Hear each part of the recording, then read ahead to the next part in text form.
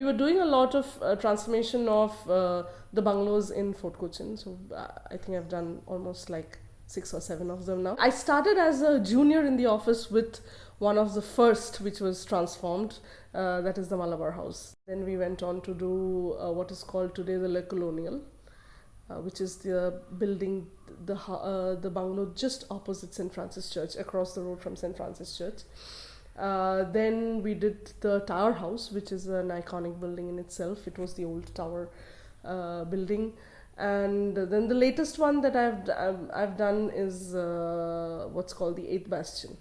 So these are all transformation into hotels, into boutique hotels, which, well, if you think about it, is probably a very good typology to explore, because it does to a very large extent gave us the possibility to restore a lot of these to their older structures, to their older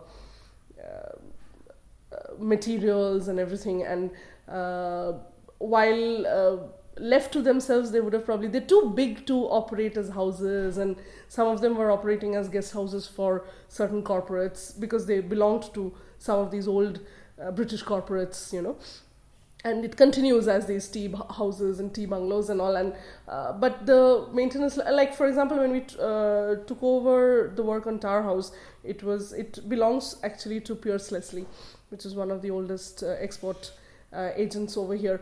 And we found that the entire upper portions, there were so many additions and accretions which were made. And when we started resurrecting the old building, we actually found that we would look at an area and we would say, oh, this actually needed a connection. And we would start breaking, and we would find that an old arch actually existed there.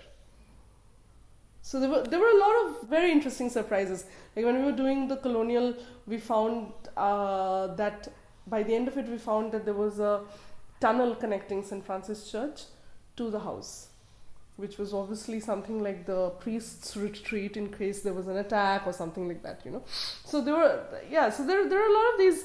Our office, before I came, actually did the work with the Padrado Museum, the Bishop's House Padrado Museum. And over there also, when there was no records, and when we started doing the work, I wasn't involved with that, but these are things that I heard when I came in, was that when they were doing work on the basement and all, then they suddenly hit upon these old relics.